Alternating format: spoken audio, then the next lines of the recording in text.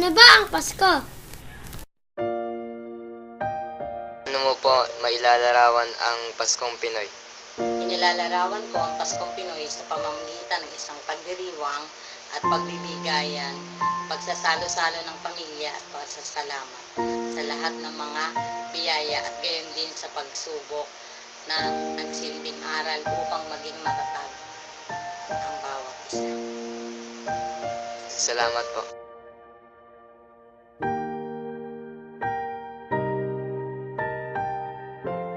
Modernong panahon ngayon, madaming mga bagay na nadagdag at nabawas sa Paskong Pilipino. Ngunit, may mga bagay pa rin na hindi nawawala sa isang Paskong Pilipino. Ano kaya yung mga yun? Alamin natin.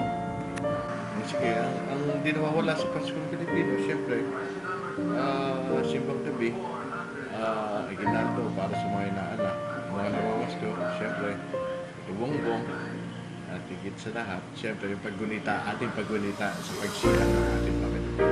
Tama! Ang hindi nawawala sa Paskong Pilipino ay ang caroling. Diba? Sa Pilipinas lang may ganyan. Only in the Philippines. It's more fun in the Philippines. Sa ibang lugar, walang caroling.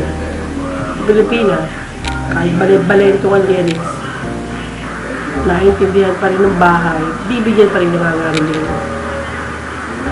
Yun lang po.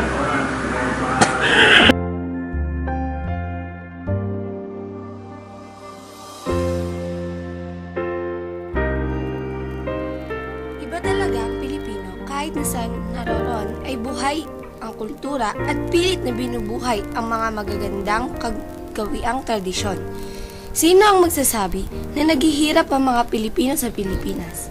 Paskong Pasko sa ating bayan at napakasaya ang buong kapaligiran. Bawat bahay at mga lansangan ay punong-puno ng mga nagagandahang parol na napapaligiran ng colorful Christmas lights at iba't ibang dekorasyon.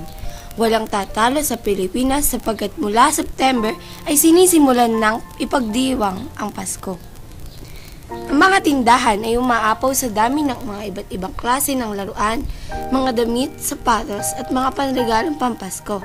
Kung kaya't siksika ng mga ito ng mga taong naghahanap ng ibibigay sa kanilang mga minamahal sa buhay, lalo na sa kanilang mga inaanak.